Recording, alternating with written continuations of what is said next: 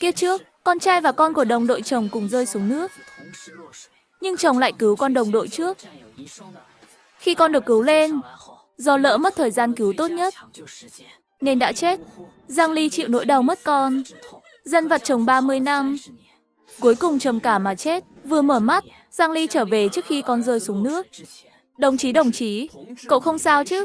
Biết vậy uống rượu không lái máy cày rồi. Tôi là ai? Đây là đâu? Chuyện gì xảy ra vậy? Tôi không phải chết rồi sao? Mẹ ơi, con sợ lắm. Quả nhỏ tôi không phải đang mơ chứ? Quả nhỏ của tôi không phải đã chết lúc 5 tuổi rồi sao? Chẳng lẽ tôi tái sinh? Đâm ngu người rồi, xong đời, bán máy cày cũng không đủ đền. Bỗng một người đàn ông cao lớn tách đám đông. Đến bên Giang Ly.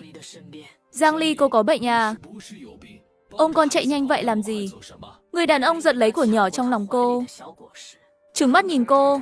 Lục Vân Tiêu, người đàn ông trước mắt là chồng cô, Lục Vân Tiêu. Lúc này ánh mắt anh sắc lạnh. Mặc bộ quân phục xanh.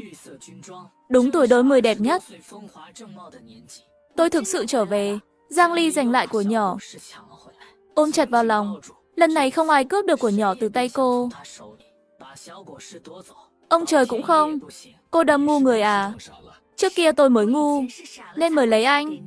Lúc này trong đám đông lại chen vào một người phụ nữ, dẫn theo một bé trai. Giang Ly, cô và của nhỏ không sao chứ? Tôi hỏi rõ rồi. Là Tiểu Diệp sai. Không nên cướp con quay của nhỏ.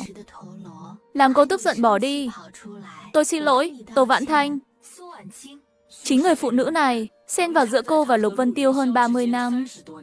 Tiểu Diệp xin lỗi của nhỏ đi. Bé trai là con của Tô Vãn Thanh, Tôn Diệp. Giang Ly nhớ ra rồi. Hôm qua cô mua cho của nhỏ một con quay. Sáng nay con vui vẻ chơi trong sân.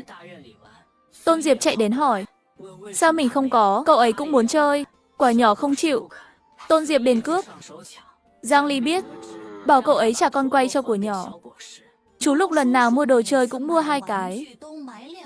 Cái này chắc chắn là của con. Không trách cậu ấy dám tự tin vậy.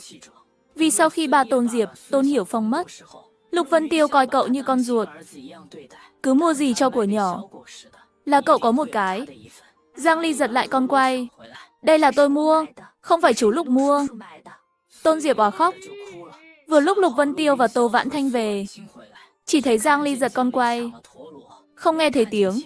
Giang Ly, tôi biết cô thấy mẹ con tôi ngửa mắt, nhưng cô không thể bắt nạt trẻ con.